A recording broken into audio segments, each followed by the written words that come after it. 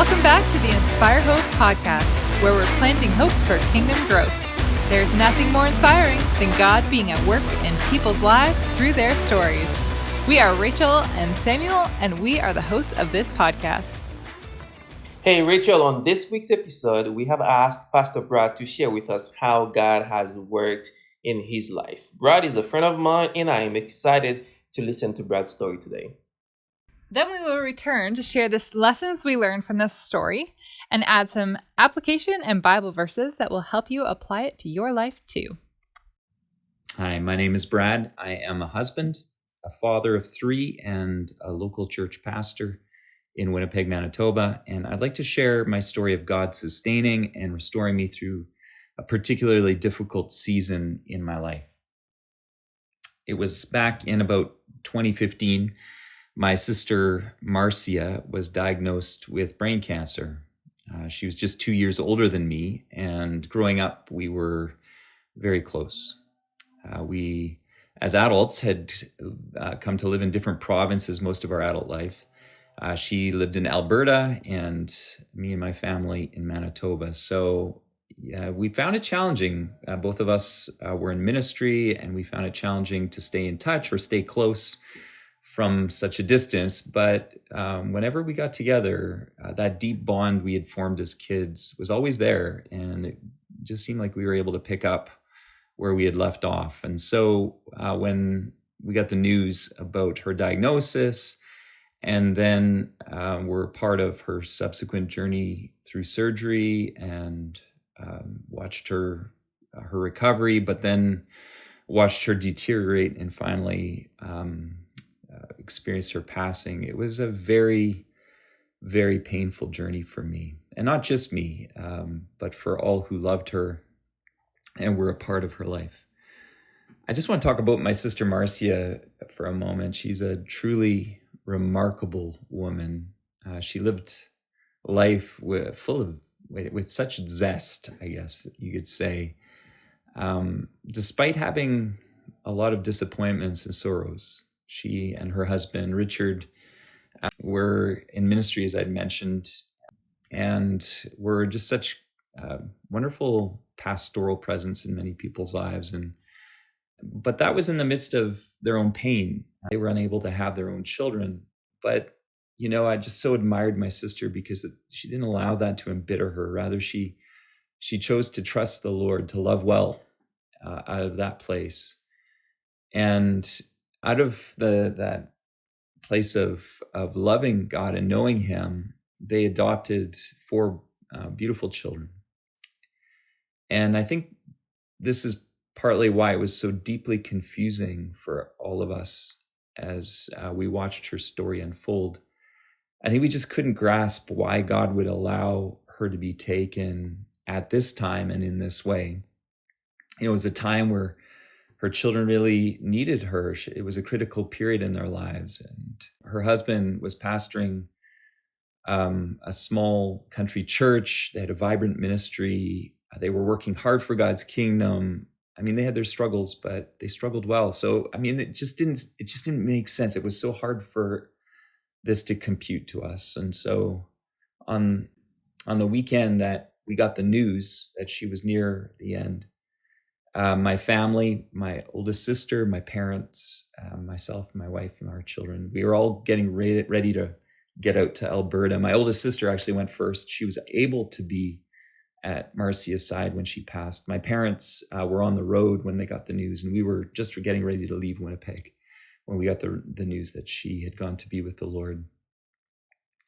So as we set out, we were preparing ourselves for my sister's funeral. But what I want to testify about is how God met us in the journey. It was probably one of the most difficult journeys of my life, but God was right there sustaining. And I just want to tell the story of how that happened, how He provided in ways that sustained and restored hope in the midst of such profound grief and pain.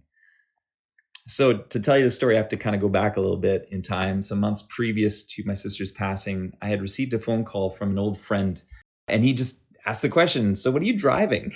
And then he told me that he and his wife had been praying and that the Lord had impressed it upon them to give us one of their vehicles. was a beautiful vehicle, a Honda Pilot, probably a vehicle that we never would have been able to afford. Well, as it so happened, the time that the vehicle was ready for us was the very same weekend that we needed to travel to my sister's funeral. And not only that, but even the location of where the vehicle was exactly en route we had to travel. And so as we drove those heartbroken miles to Alberta, we were, in a sense, being carried by the Lord's own provision for us. It was deeply comforting. And as we drove, we got another alarming phone call. My elderly father, who had been traveling to my sister's funeral with my mom was driving and my dad was with her. He had ended up needing to go to the hospital partway to my sister's funeral in a city called Regina. It's a little over halfway there.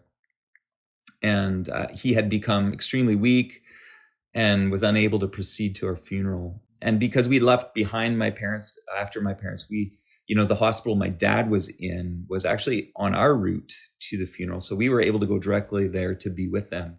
And when we arrived, we found out that he was admitted to that hospital. They were running tests to try to figure out what was wrong with him. But it became pretty clear that he wasn't going to be able to keep going. And that was a heartbreaking revelation for all of us. And that night we stayed in that city near the hospital in a hotel. And as I lay in my hotel room bed, I just remember feeling so broken and so out of control, crying out to the Lord. I had lost my sister, and now my dad was going through something. I didn't have answers for it. I just cried out to the Lord that night. Well, the next day, we realized just what an amazing provider God is.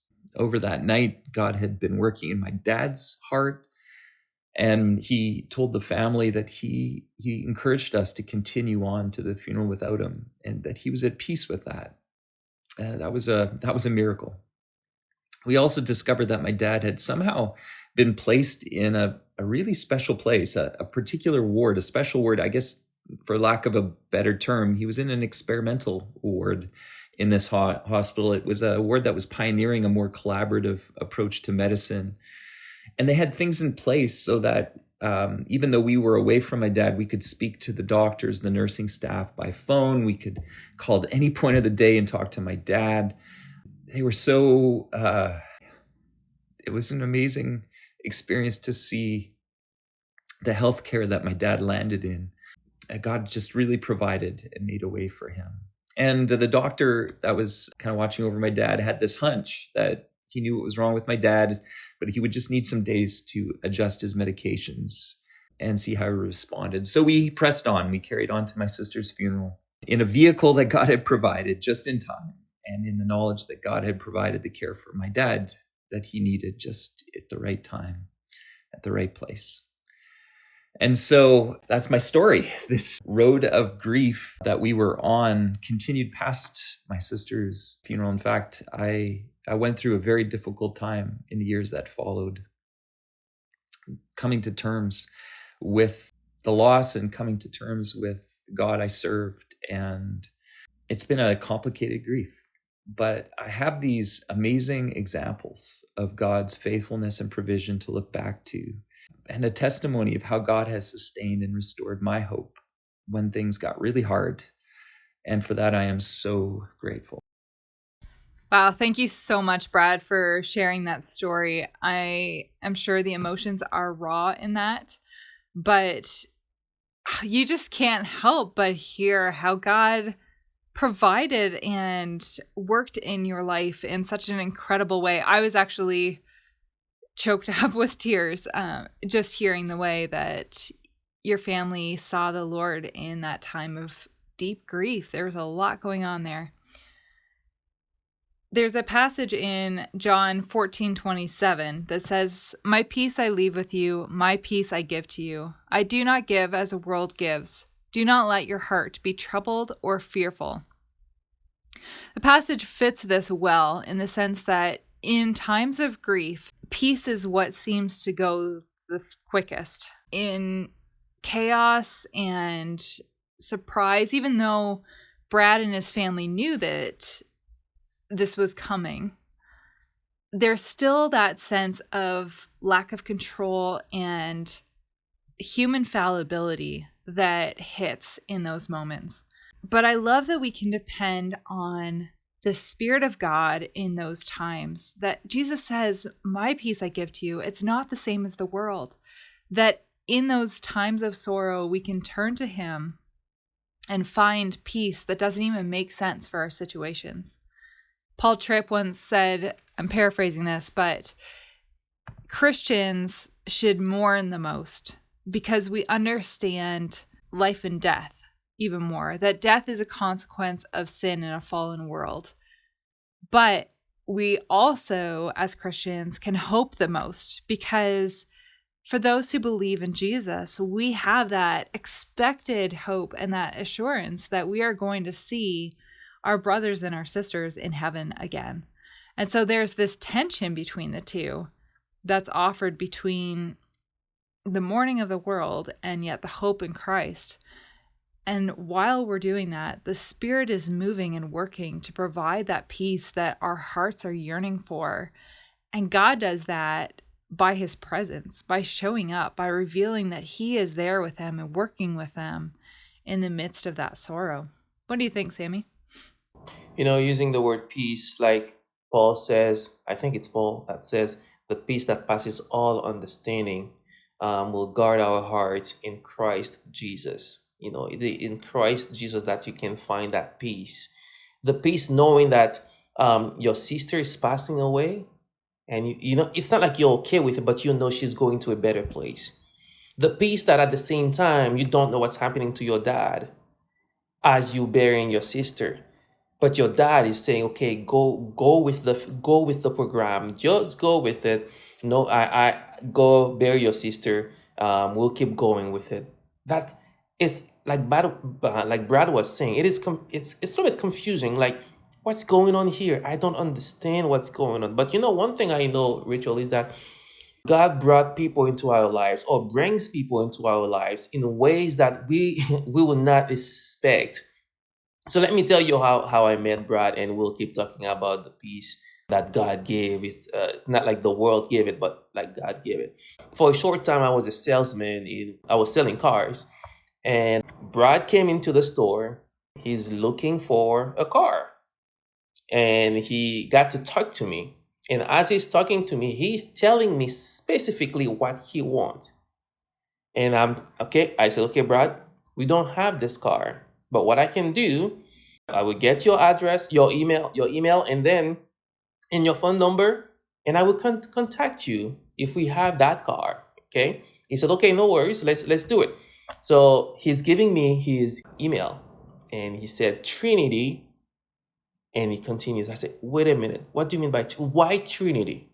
Because for me, every time the door is open to talk about gospel stuff or about God, I am walking straight to it. I said, tell me a little bit, why Trinity? And he started telling me, but hey, I'm a pastor, so that's the name of my church. And but I said, whoa, wait a minute, I'm a pastor too. He said, no, you're not. I said, I am a pastor too.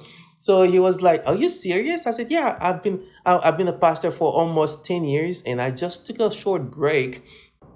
I took a short break from pastoring, and he said to me, where were you pastoring? And I started telling him the story, how I get to where I am now. And he was like, oh my goodness. So now, one thing you need to know when you're talking to a salesman, you already don't trust that person. Okay. So what I'm going to tell you now, that's what, after my conversation with Brad, that when we become friends now, that's what he was telling me. He said, I walk into the store knowing what I want. Okay. So if any salesman is trying to be pushy or, I will just walk away. I will not stay. But for me as a newbie, I don't know all the tricks of salesman. So I'm just telling him what I know. And he was so happy that eventually I found a car for him that he liked and that his wife also liked, still like. And I was just like, and now we become friends. As I'm trying to find a car for him, we've been in touch and texting and calling. And then we start talking about, our siblings. And I was like, and I found a way to tell him, like, one of my sisters passed away with cancer. And he looked at me and he was like, really? I had a sister who passed away with cancer, and that's the story we listened to today. And now, not only that we start bonding together, I don't think he saw me as a salesman anymore. He saw me. He's still seeing me maybe now as a pastor, as a friend who went through the same journey. And I can see, like, as I'm telling him my story, and afterward he's telling me his story, they are so interconnected. How God give us peace, and how God is providing for us, and how God is protecting our family, and how even through this situation we can still feel his presence and knowing that he is there with us. So that's the peace. That's I call that a divine appointment or a divine connection, knowing that God is bringing the two of us together for a reason, which we didn't even know. I didn't even know the guy. I didn't even know he had a sister who passed away with cancer. He didn't even know I have a sister who passed away with cancer. But God knew that the both of us need to connect and support and encourage one another. I'm pretty sure I've shared this on the podcast before, but Hope Through Hard Times, my ministry's main passage or verse is 2 Corinthians 1:3-4 that says, like, God comforts us so that we can comfort others in any kind of affliction with the comfort we received from Christ. And that's just full circle right there, that you could understand Brad's grief and encourage him in his suffering so that he can turn around and encourage somebody else. And it's just like you spurring one another on towards the gospel, that you both are pastors, you both realize the anchor that you hold on to is the same, and the hope is the same, and the peace is the same, but it both propels you to move towards encouraging one another in that. And that's the beauty of the Christian faith and the family of God. That's the reason why we have that podcast as well, so that when others listen to stories like Brad or your story or my story or anybody else who shares with us, they know there's a God who cares about Sammy. There's a God who cares about Rachel and cares about Brad and his family, and that God is providing for them, so he can provide for me as well. Speaking of provision, there is that story in 1 Kings chapter 17, verse 8, with Elijah and the widow of Zarephath. And the story that there was a drought in Israel. Okay, with the drought almost for 3 years and 6 months, it was Elijah prayed that there would be no rain, and there was no rain for 3 years and a half. So if you want more of that story, go to First Kings chapter 17. You will have more. So the story goes that Elijah is on the run. Basically, is the Lord asked him to, verse 8, and the word of the Lord came to him, arise, go to Zarephath, which belongs to Sidon, and dwell there. Behold, I have commanded a widow there to feed you. So he arose and went to Zarephath. And when he came to the gate of the city, behold, a widow was there gathering sticks. And he called to her and said, bring me a little water in a vessel, that I may drink. And as she was going to bring it, he called to her and said, bring me a morsel of bread in your hand. And she said, as the Lord your God lives, I have nothing baked, only a handful of flour in a jar and a little oil in a jug. And now I'm gathering a couple of sticks that I may go in and prepare it for myself and my son, that we may eat it and die. And Elijah said to her, that is what really blows my mind. Do not fear. Go and do as you have said. But first, make me a little cake of it and bring it to me. And afterward, make something for yourself and your son. So let's just stop there. This is what blows my mind every time I read the story. The woman has a son. She's just gathering sticks because she knows she's gonna die. That's her last meal. That guy, Elijah, came to her and said, hey, Brent, give me some water. And as she's on her way to get him some water, he said, hey, bring me a piece of bread as well. And she said, I don't have anything. What I have is I'm going to bake it and eat it with my son. And he basically said, do as I told you. Like, go, bake it, bring me a piece. Don't you understand? Like, I'm telling you, I don't have anything. All I have here, I'm going to bake it and eat it. But she obeyed. And she did what Elijah told her. And in return, God provided not only for one day, but for a long time for that woman. And at that time, as a widow, basically there's the grief of her husband who's not there to provide for her. As a widow, she already know, like, okay, I'm supposed to provide for my son. I can't provide for him. So there's the grief, the sadness, the hopelessness, the desperation. There is nothing you can do.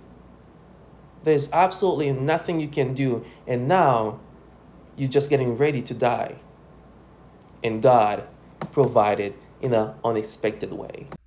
The thing that fascinates me about that is that, for one, it went on for 3 years. And two, if you read on 2 more chapters, Elijah comes back after 3.5 years of drought, prays for rain, the rain comes, and then he's sent off into the wilderness where the ravens feed him and the angels feed him. And it's just this constant provision through grief and fear where our natural state would want to take over, that God intercedes on that and provides, regardless of how we respond. That as long as we're looking to him, he shows up. And it's hard in grief because, like I said, it's chaotic. Your emotions are all over the place. You don't know how you're going to react. As much as you want to react well, there are things that can counteract that at times. And I love that God cares even more. God loves even more. God provides that much more. And the fact that he shows up, like Brad said, God showed up with a vehicle that they needed. That it wasn't just like, a cheap rundown, here, this will get you there and back kind of vehicle. It's like, wow, Lord, you have provided something that will endure. Then his dad, like, as much of a detour and shock as that was for the family, probably fearing that they were going to lose their father at the same time.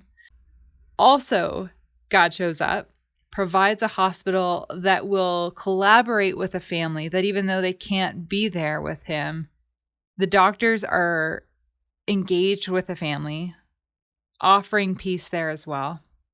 So God shows up again. And just time and time again throughout his story, you can't help but hear all the times that God showed up. And that's where he's so tender. Going back to your story, Sammy, of your sister, that he is a tender father, that he sees those needs, that he gives us peace and gives us his presence, that he provides for us in himself, that we can anchor to that. Elizabeth Elliot, I was just listening to a series on suffering by her. She's a former missionary. She lost 2 husbands and married a third. Her first husband was murdered by a bunch of Indians. Her second husband passed away with cancer. And she had dealt with a bunch of other stuff in between. So she kind of understands suffering, and yet is humbled enough to say, but what about this person? And what about this person who is going through things I can't even think about? But she said suffering is the median for God's love. We can't explain suffering, but we can confirm it. We can ask all the why and what questions in our suffering, and God may or may not answer those, which he didn't with Job either. Instead, he answered the who. He said who he is in every situation.